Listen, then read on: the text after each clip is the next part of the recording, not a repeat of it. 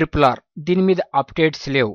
అసలు ఒక్క విషయం కూడా బయటికి లీక్ కావట్లేదు. అయితే ఆశ్చర్యకరంగా తాజాగా రాజమౌళి ఒక ప్రెస్ మీట్ నిర్వహించాడు. ఈ ప్రెస్ మీట్ కి ముందే ఈ సినిమాలో క్యాస్ట్ అండ్ క్రూ బయటికి వచ్చేసింది.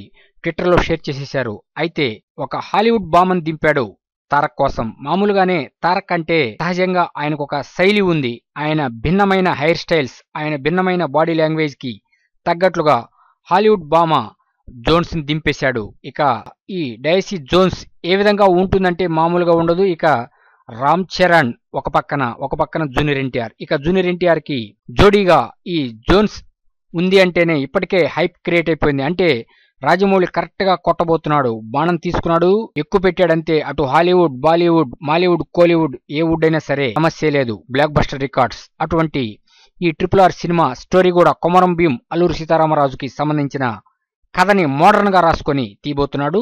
మ్యూజిక్ హైలైట్ గా ఉండబోతుంది. ఇప్పటికే సుద్దాల అశోక్ తేజ రాసిన పాట సినిమాలో హైలైట్ అని కిరవాణి బయట పెట్టేశాడు. ఇక అజయ్ దేవగన్ రామ్ చరణ్ గాని జూనియర్ ఎన్టీఆర్ గాని అన్నయ్యగా నటించబోతున్నాడు. రామ్ చరణ్ జోడీగా ఆలియా భట్ ఉండబోతుంది. సో అఫీషియల్ గా అనౌన్స్మెంట్ వచ్చేసింది కాబట్టి ఇక రామ్ చరణ్ జూనియర్ ఎన్టీఆర్ నటన ఒక అద్భుతమని అర్థమవుతుంది. ఇక ఫస్ట్ లుక్ కూడా అదిరిపోయింది. రెండు సింహాలు ఏ విధంగా ఉంటాయో ఆ విధంగా ఉంది ఫస్ట్ లుక్. జూనియర్ ఎన్టీఆర్ తో ఈ జోన్స్ కెమిస్ట్రీ అదిరిపోతుంది అంటున్నారు. ఇప్పటికే ఇన్సైడ్ టాక్ వండర్ఫుల్ గా వచ్చిన 2 షెడ్యూళ్లు, 3వ షెడ్యూల్ కూడా జరగబోతుంది. ఇక 2020 జూలై 30వ తేదీ అనేక తెలుగు చలనచిత్ర రికార్డుల్ని మరలా లిఖించబోతున్నారు రామ్ చరణ్ తారక్ అన్నది వాస్తవం.